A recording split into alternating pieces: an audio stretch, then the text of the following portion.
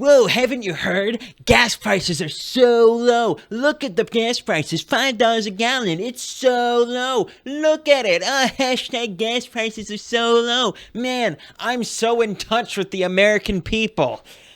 Honestly, I am amazed at exactly how brazen leftists can be in their lies, because seriously, gas prices are so low. This is what you're going with, leftists? Oh, okay. Yeah, it's kind of fun to see exactly how far leftists will go in an attempt to defend Joe Biden from the obvious election disaster that he's going to go through in the next coming months.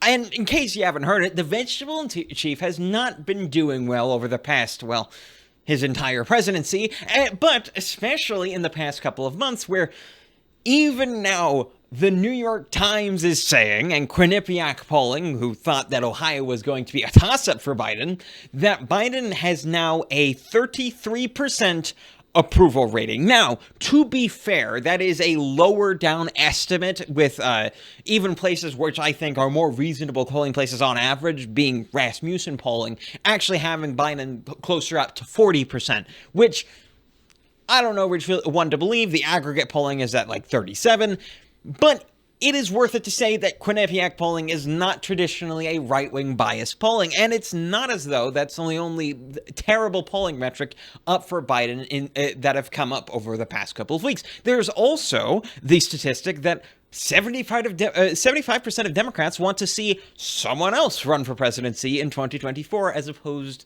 to Joe Biden, and the fact that only 25% of Americans think that the country is going in the right direction. This is all terrible metrics for Joe Biden, and so he has had to go through more and more desperate measures to try and counteract this polling. And he's been doing this mostly on the economic front because debatably, that is where he is the worst off, as it's fairly difficult to not see the economic downturn that he has almost directly caused. And comparing it to the Trump administration makes that comparison all the more clear. And so he's been doing this on two fronts in particular. First, starting with the gas price issue, which he, for some reason, thinks he has a good argument on because, well, gas prices are down to what they were in May, and so he sent out one of his lackeys, Eric Swalwell, in between getting a bit too close with Chinese spies. He spent out Eric Swalwell to go and actually put out a Twitter statement proclaiming the hashtag gas prices are so low because they're back to the prices that they were in May. This is a wonderfully terrible strategy because, well, no one believes this crap. Yeah, gas prices are lower than they were a month ago. But that's not saying much because gas prices have been incredibly up for the entirety of the Biden administration, and having a respite from the massive increases in price over a short period of time in comparison to the massive long-term increases in price is not going to save Biden from the economic disaster that he's caused, and it's certainly not going to save him from the political consequences of such. And the same thing goes with something like recession, where Biden is trying to push the idea that, well, the technical definition of recession isn't 2 quarters of downturn growth, despite the fact that's exactly what it is and what it always has been, even according to the BBC back in 2020, of all places, talking about the UK economic recession that happened in that time period. No, of course. But we have to look at the jobs numbers because, yeah, getting on work for a job that is because of inflation, paying you technically less than it would have been 2 years ago is totally a sign of a functioning economy.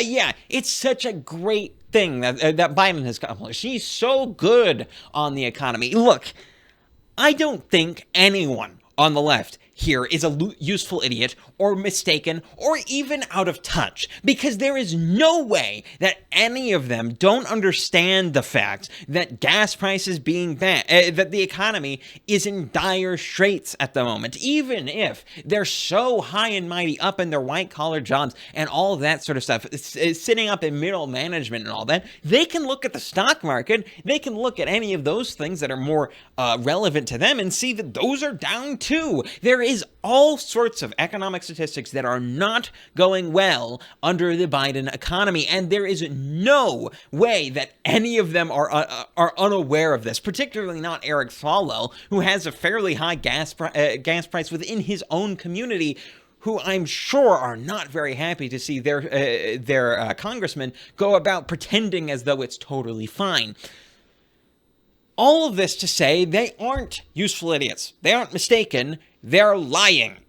There is no way they don't know what they're doing here. There is no way Eric Swalwell does not know that he is lying. There is no way that leftists on Twitter who are parroting this thing and making it trend, of course, with much lower actual amounts of tweets than what other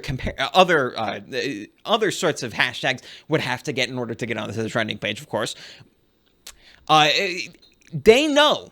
They're all aware. They're all aware they're lying. It's just that in leftism, there is no functional difference between the truth and a lie. And so they're perfectly willing to go out and parrot the lie so that they can continue to get their policies through. And Biden has accommodated in many of those respects, particularly on the social front, where leftists have gotten basically everything they could have possibly wanted from Joe Biden, who they expected to be a moderate in the first place, but who has turned out to be one of the most radical presidents of all time.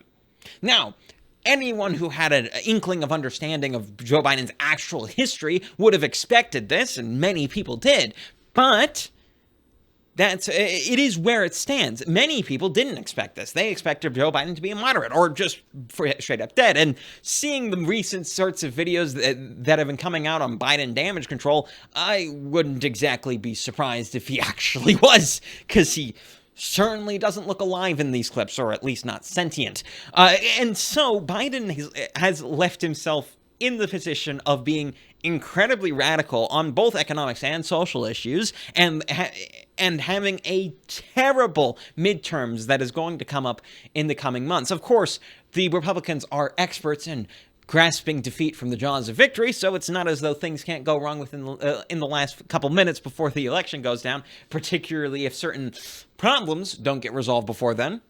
I'm going to leave that up to the imagination of the YouTubes of what I may be referring to there.